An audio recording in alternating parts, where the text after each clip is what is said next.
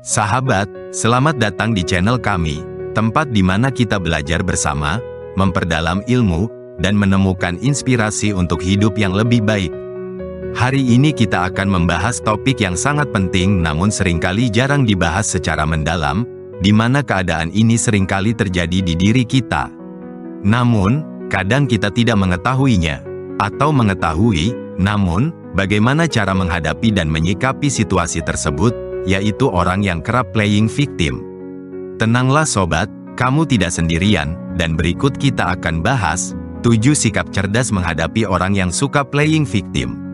Namun, sebelum kita mulai, saya mau tanya dulu nih, pernahkah kamu bertemu dengan seseorang yang selalu merasa dirinya adalah korban dari segala situasi?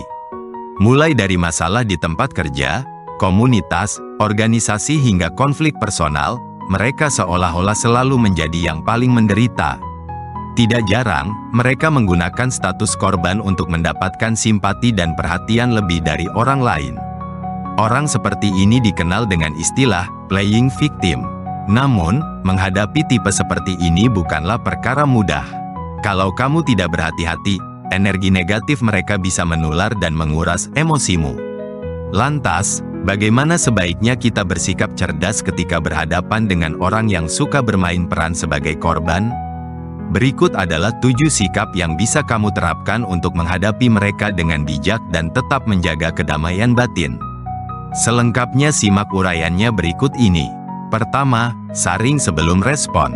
Sobat, setiap kali seseorang mengeluh atau menyalahkan dunia karena keadaan mereka, jangan langsung terbawa perasaan. Sikap pertama yang perlu kamu miliki adalah kemampuan untuk menyaring kata-kata mereka. Orang yang suka bermain korban seringkali memanipulasi perasaan orang lain dengan cerita yang berlebihan, mencari pembenaran atas segala kesalahan mereka, dan menuntut perhatian. Maka, jangan cepat bereaksi dengan perasaan. Ambil jeda sejenak untuk mencerna informasi yang diberikan sebelum merespons. Saat kamu menanggapi, pastikan untuk tidak ikut terbawa arus drama mereka. Berikan jawaban yang konstruktif, namun tetap pada jalur netral. Dengan demikian, kamu menunjukkan bahwa kamu tidak mudah terpengaruh oleh cerita mereka dan tidak akan terjebak dalam permainan peran mereka. 2. Tegaskan batasan yang sehat. Tidak ada yang salah dengan membantu seseorang yang sedang kesulitan, tetapi penting untuk menetapkan batasan.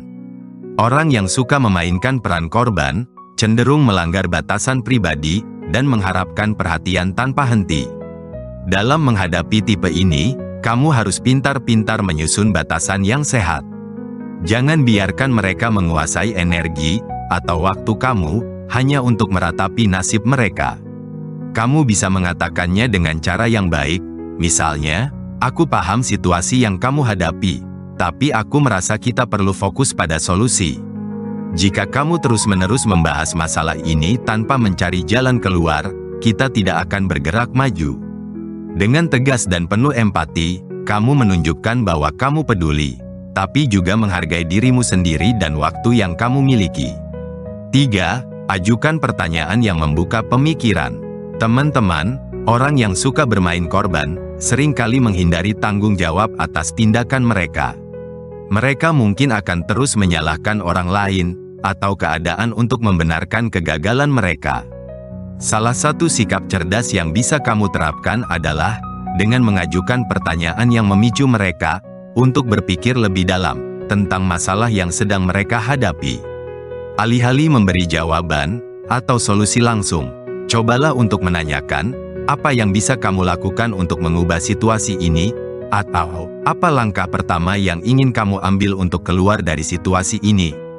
Pertanyaan-pertanyaan seperti ini tidak hanya membantu mereka untuk melihat masalah secara objektif, tetapi juga mendorong mereka untuk mulai bertanggung jawab atas keputusan mereka sendiri. Dengan cara ini, kamu tidak hanya mendukung mereka, tetapi juga memberikan mereka kesempatan untuk berkembang. 4. Jaga emosi agar tidak terkuras. Ketika berhadapan dengan seseorang yang terus-menerus berperan sebagai korban, energi mereka bisa sangat mempengaruhi perasaanmu. Kalian bisa merasa tertekan, cemas, bahkan merasa kasihan terhadap mereka. Inilah alasan mengapa penting untuk menjaga emosi tetap terkendali. Jangan biarkan permainan mereka merusak ketenangan batinmu. Cobalah untuk fokus pada apa yang kalian bisa kontrol, yaitu responmu sendiri. Jika mereka mulai menarikmu ke dalam drama mereka, ingatkan dirimu bahwa itu bukan tanggung jawabmu untuk menyelesaikan masalah mereka. Tahan diri untuk tidak terlalu terlibat dalam keluhan mereka, dan alihkan perhatianmu pada hal-hal positif yang ada dalam hidupmu. Kalian berhak untuk menjaga keseimbangan emosional, tanpa terbawa arus permainan mereka. 5. Tawarkan dukungan dalam bentuk yang berbeda. Ada kalanya seseorang yang suka playing victim benar-benar membutuhkan dukungan. Namun, dukungan yang mereka inginkan tidak selalu sesuai dengan yang mereka butuhkan. Daripada memberikan simpati yang hanya memperkuat peran korban mereka, kalian bisa menawarkan dukungan dalam bentuk yang lebih membangun. Misalnya, kalian bisa mengatakan, "Aku tahu kalian sedang merasa kesulitan, dan aku ada di sini untuk mendengarkan. Tapi aku rasa kita juga perlu berbicara tentang langkah-langkah yang bisa kalian ambil untuk mengatasi ini." Dengan cara ini, kalian tetap menunjukkan empati, namun kalian juga memotivasi mereka untuk berhenti bermain peran sebagai korban dan mulai mencari solusi. 6. Tetap berfokus pada solusi. Banyak orang yang bermain korban merasa nyaman dalam zona keluhan. Mereka tidak ingin mendengar solusi, tetapi justru ingin terus berada dalam peran tersebut. Kalian bisa menghadapi ini dengan cara yang lebih praktis. Daripada terjebak dalam siklus keluhan mereka, kalian bisa dengan lembut mengarahkan percakapan ke arah yang lebih produktif. Tanyakan apa yang bisa dilakukan untuk memperbaiki situasi tersebut, atau apa yang bisa mereka lakukan agar tidak terjebak dalam perasaan tersebut lagi. Mungkin pada awalnya mereka akan merasa kesal, tetapi dengan ketegasan yang disertai rasa empati, kalian membantu mereka untuk memecahkan masalah, bukan terus-menerus meratapi situasi yang ada. Ini adalah cara yang efektif untuk mengurangi peran korban mereka, dan mendorong mereka untuk bertanggung jawab atas hidup mereka. 7. Jaga jarak jika diperlukan. Ada kalanya, orang yang selalu memainkan peran korban tidak ingin berubah atau menerima bantuan. Mereka hanya ingin menjadi pusat perhatian, dan tidak siap untuk bertanggung jawab. Dalam situasi seperti ini, menjaga jarak bisa menjadi pilihan terbaik. Menghargai dirimu sendiri, dan menjaga kesehatan mental sangat penting.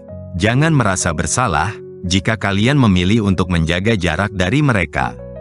Dengan memberikan jarak, kalian memberi mereka ruang untuk merenung dan mulai mengatasi masalah mereka tanpa terus-menerus mendapatkan perhatian dari orang lain. Ini juga memberi kalian kesempatan untuk menjaga energi positif dalam hidupmu tanpa terganggu oleh drama yang tidak produktif. Ngomong-ngomong, jika situasi playing victim ternyata kalian sendiri, maka video ini juga bisa dijadikan referensi untuk mencegah perasaan kalian agar tidak terus-menerus paling merasa menderita. Dan sebaiknya, evaluasi serta fokus pada mencari jalan keluar atau berdamai dengan keadaan. Sobat semua, mari kita lanjutkan. Menghadapi orang yang suka bermain korban memang bisa sangat menguras tenaga dan emosi. Namun, dengan sikap cerdas yang tepat, kalian bisa menjaga keseimbangan dalam hidupmu dan tetap bertahan dengan ketenangan batin.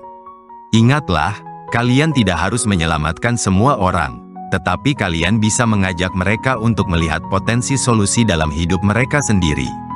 Semoga dengan menerapkan langkah-langkah ini, kalian tidak hanya membantu orang lain, tetapi juga menjaga dirimu tetap kuat, positif, dan penuh semangat. Sahabat semua, semoga pembahasan ini bermanfaat. Jangan lupa untuk like, subscribe, dan nyalakan lonceng notifikasinya agar tidak ketinggalan video menarik lainnya.